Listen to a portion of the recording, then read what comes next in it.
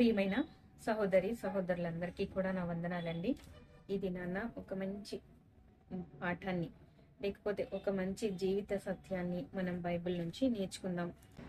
స్కూల్కి వెళ్ళిన తర్వాత అక్కడ ఏబిసిడీలు నేర్పిస్తారు.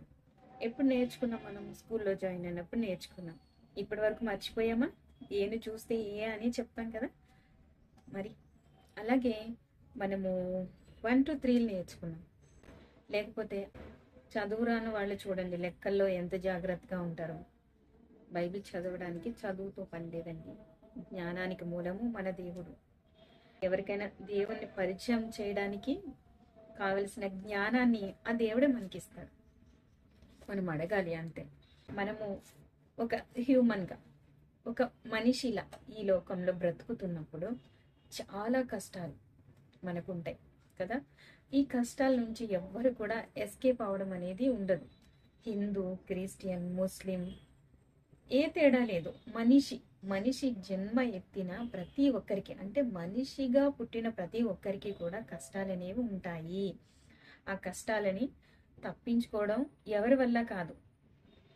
ఒక్క క్రైస్తవునికి మాత్రమే ఒక సమస్య వచ్చినప్పుడు దాన్ని తట్టుకునే శక్తి ఒక క్రైస్తవునికి ఉంటుంది. దాన్ని జయించే శక్తి కూడా క్రైస్తవునికే ఉంటుంది. దానిని ఎదుర్కొని నిలబడే శక్తి కూడా క్రైస్తవునికే ఉంటుంది. ఎందుకు చెప్పండి? సృష్టికర్త మనకు తోడై ఉన్నారు. ఆయనే మన తండ్రి కాబట్టి.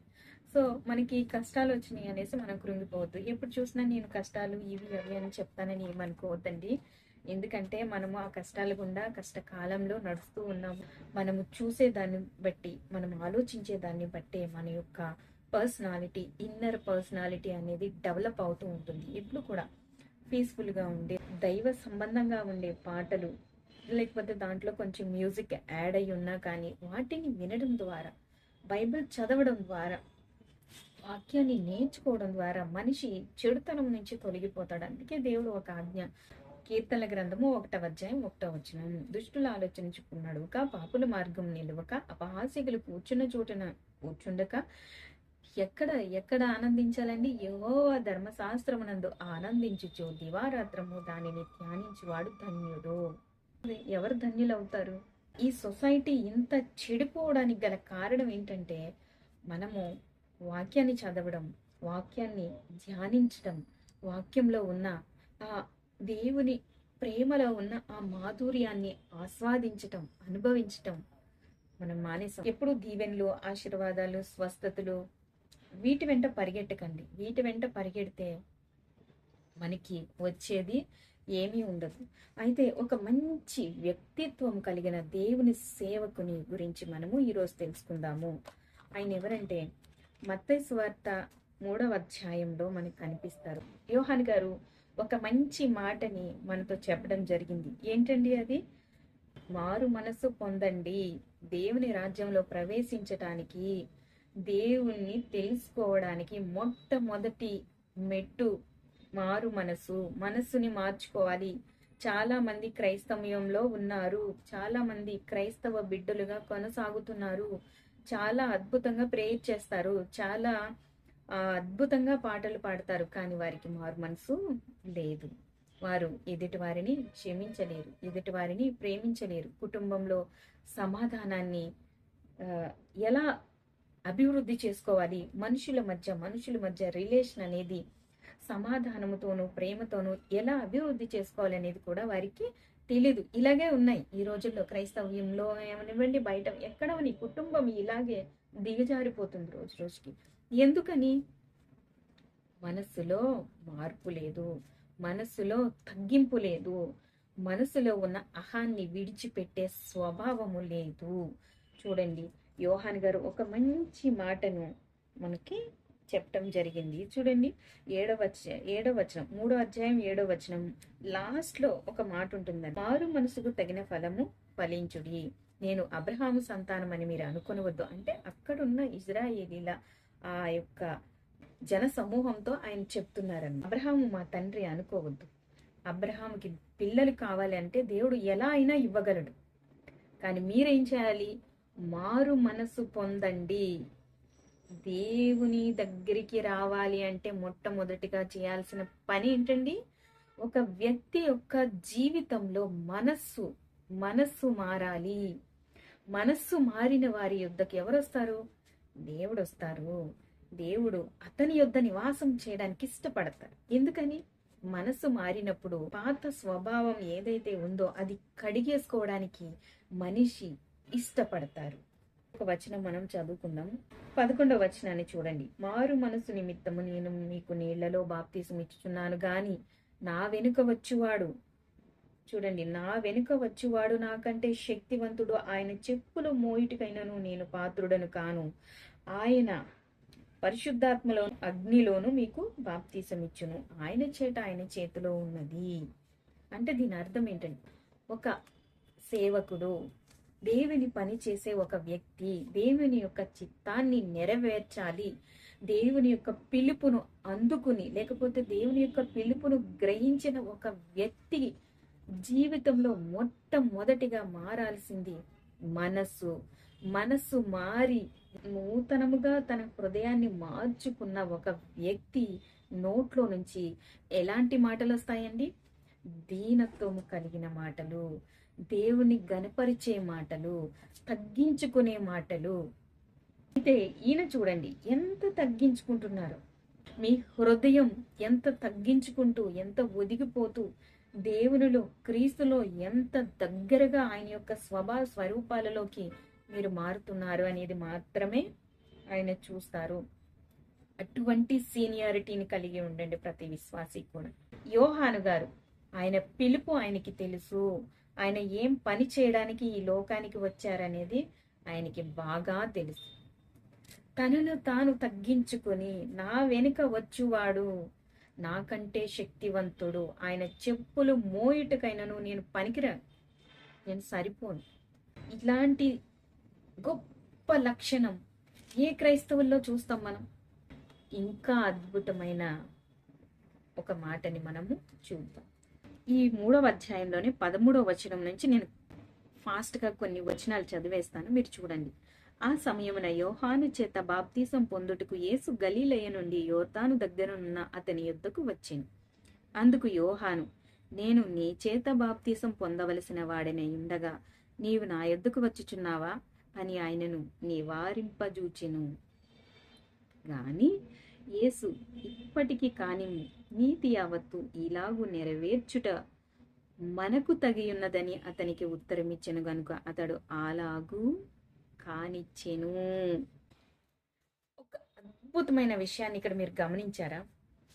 నేను నీ చేత బాప్తిసం పొందవలసిన వాడనే ఉండగా నీవు నాతో బాప్తిసం పొందడానికి వస్తున్నావా అని యోహాను గారు యేసుక్రీస్తు ప్రభువారి వైపు చూశారు అని అంటే దానికి అర్థం ఏంటండి?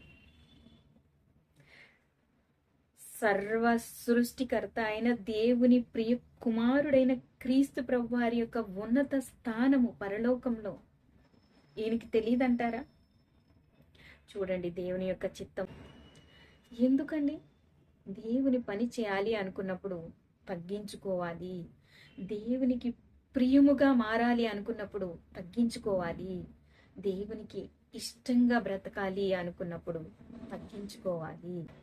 ఆయన యొక్క ఉన్నతమైన స్థానాన్ని, ఆ ప్లేస్ని చూసిన ఈ యోహాను గారు ఒక్కసారిగా దేవుని యొక్క సంకల్పాన్ని మర్చిపోయాడు. నువ్వు ఆయనకి బాప్తిస్మ ఇయ్యాలి, ఈయనతోనూ ఆయన బాప్తిస్మ పొందాలి, అది ఈయనకి తెలుసు యోహాను గారికి.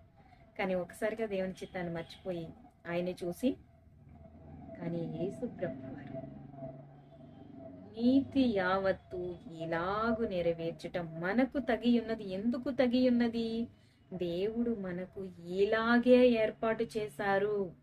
దేవుని యొక్క చిత్తాన్ని, దేవుని యొక్క సంకల్పాన్ని, దేవుని యొక్క ఆ యొక్క రక్షణ ప్రణాళిక ఈ భూలోకంలో, ఈ భూమి పైన మనం ప్రవేశపెట్టాలి అని అంటే నేను ఈ స్థాయిలోనే ఉండాలి, నీతో నేను బాప్తీసం పొందాలి, ఇప్పటికి కానివ్వు అన్నారు. చూడండి, అంత ఉన్నతమైన, అంత శ్రేష్టమైన తండ్రి యొక్క ప్రియ కుమారుని నోట్లో నుంచి వచ్చిన ఆ అద్భుతమైన మాట ఉంది. ఆ మాట ఒక మారు మనసు పొందాలని మనం ఆశపడినప్పుడు, దేవుని ఇష్టపడినప్పుడు, దేవునికి ఇష్టంగా బ్రతకాలి అనుకుని మనం క్రైస్తవులుగా మారిన తర్వాత, మారు మనసు పొందిన తర్వాత ఈ తగ్గింపు మనకి రాదంటారా? ఎందుకు రావట్లేదండి ఈ రోజుల్లో? తగ్గించుకోవట్లేదు ఎవ్వరు. మారు మనసు లేకపోతే దేవుని యొక్క రాజ్యంలో ప్రవేశించడం అసాధ్యం. చాలా సీనియర్ మోస్ట్ క్రిస్టియన్ అని మీరు తలంచవద్దు. మీ హృదయంలో మీ మనస్సు ఎంతగా మారింది, ఎంతగా తగ్గించబడింది, ఎంతగా మిమ్మల్ని మీరు తగ్గించుకుంటున్నారు, ఎంతగా క్రీస్తు ప్రభువారికి సమీపంగా జరిగారు, ఎంతగా క్రీస్తు ప్రభువారిని హత్తుకుని ఆయన వలె మారి జీవించడానికి మీరు శత్రువుని క్షమించలేకపోతున్నారా? మీరు క్రైస్తవులు కాదు. మిమ్మల్ని ఏదైనా హింసించిన వారిని, బాధ పెట్టిన వారిని మీరు క్షమించలేకపోతున్నారా? మీరు క్రైస్తవులు కాదు, దేవుని యొక్క బిడ్డలు కాదు. క్రైస్తవుడు అనగా శ్రమను సహించేవాడు, బాధలను, కష్టాలను, కన్నీటిని సంతోషంగా అంగీకరించి ఎదుర్కోవడానికి సంతోషంతో, ఆనందంతో ముందుకి అడుగులు వేసేవాడే క్రైస్తవుడు. క్రీస్తు ప్రభువారు సిలువ శ్రమలను ఎలా ఎదుర్కొన్నారు? అదే మనకి మాదిరి. చాలా మంది క్రైస్తవులకి ఈ మాట మీ జీవితాల్లో అప్లై చేసుకోండి. చాలా సీనియర్ మోస్ట్ క్రిస్టియన్ అని మీరు తలంచుకోవద్దు. ప్రేమైన దేవుని బిడ్డలారా, మీ మనస్సులో ఎంతవరకు తగ్గించుకున్నారు మిమ్మల్ని మీరు? మీ యొక్క చుట్టుపక్కల ఉన్న ప్రదేశాలలో, లేకపోతే కుటుంబంలో, మీ యొక్క ఇరిగింటి పొరుగింటి ఎవరితోనైనా, ఎక్కడైనా కానీ ఎలాంటి ప్రేమ సంబంధమైన రిలేషన్స్, ఆరోగ్యకరమైన ప్రేమను మీరు పంచుతున్నారు? మిమ్మల్ని మీరు చెక్ చేసుకోండి, మిమ్మల్ని మీరు గమనించుకోండి.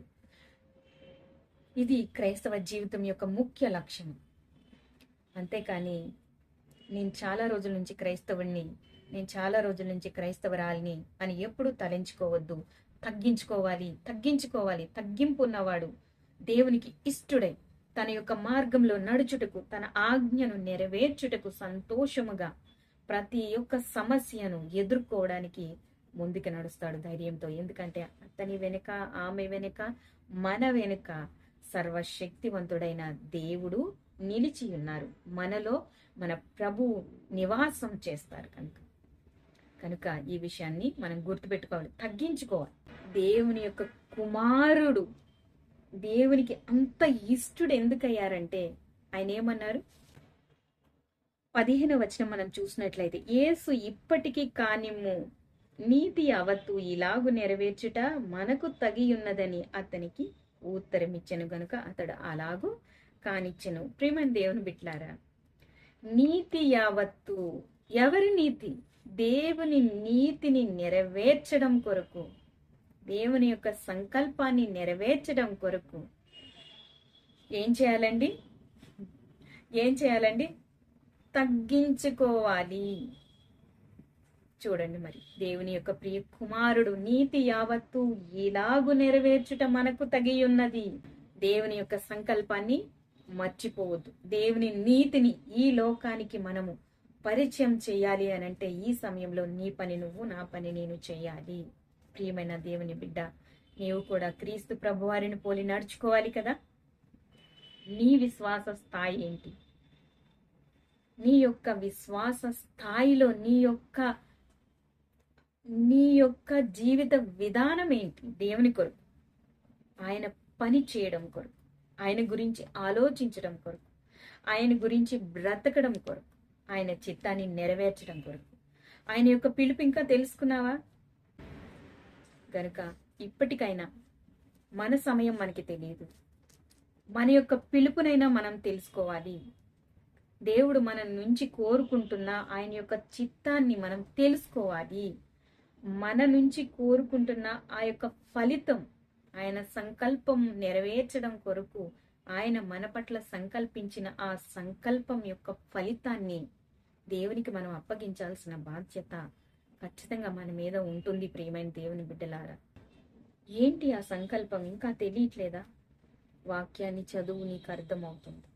వాక్యాన్ని ధ్యానించు, వాక్యాన్ని పఠించు, నేర్చుకో.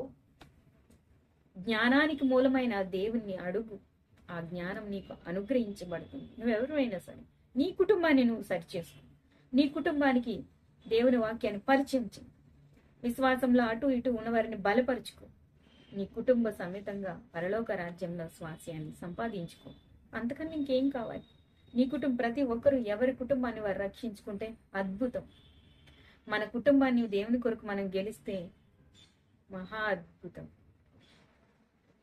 కనుక ప్రియమైన దేవుని బిడ్డలారా, ఈ దేవుని యొక్క సంకల్పం నెరవేర్చడానికి, దేవుని యొక్క పని చేయడానికి మొట్టమొదటిగా విశ్వాసులకు ఉండవలసిన మంచి లక్షణం, మొట్టమొదటి లక్షణం మారు మనసు.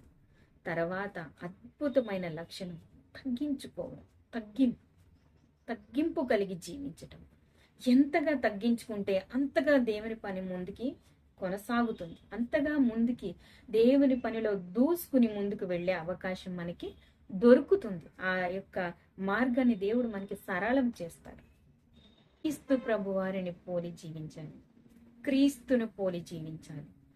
క్రీస్తు ప్రభు వారి శత్రువుని కూడా పక్కన పెట్టుకొని హాయిగా ఉన్నారండి, సంతోషంగా ఉన్నారండి. దేవుని పని మీద కాన్సన్ట్రేషన్ చేసి ముందుకు కొనసాగారండి. ఎలా సాధ్యమైంది ఇదంతా? తగ్గించుకోవడం. ఈ లోక సంబంధమైన అనవసరమైన విషయాలపైన ఎక్కువ కాన్సన్ట్రేట్ చేయకుండా, నా యొక్క పని ఏంటి, నా యొక్క బాధ్యత ఏంటి, దేవుని పనిలో మనకి ఎంత బాధ్యత ఉందో అలాగే ఇంకొకటి కూడా చాలా ముఖ్యమైన బాధ్యత, మన కుటుంబం పట్ల, మన సంబంధ బాంధవ్యాల పట్ల దేవుడు మనకి ఎంత బాధ్యతను అనుగ్రహించారో అంతే బాధ్యత దేవుని పని పట్ల కూడా మనకుంది. దయచేసి మీ యొక్క పిలుపుని మీరు అర్థం చేసుకోండి. సీనియారిటీ కాదు కావలసింది, తగ్గింపు. సీనియారిటీ కాదు కావలసింది, దేవుడు అనుగ్రహించు జ్ఞానం. సీనియారిటీ కాదు కావలసింది, దేవుని యొక్క సంకల్పాన్ని గుర్తించటం, మనసుని మార్చుకోవడం, మన చుట్టూ ఉన్న మన పరిసరాలను ప్రేమపూర్వకంగా క్రీస్తు ప్రభువారు ఎలా అయితే మార్చేశారో ఆయన శిష్యుల్లో ఆ యొక్క సంబంధ బాంధవ్యాలు, అలా మన కుటుంబంలో మనం మార్చుకోగలగాలి. ప్రతి ఒక్కరూ మనకి క్రీస్తు ప్రభువారిలా కనిపించాలి. ఆమేన్.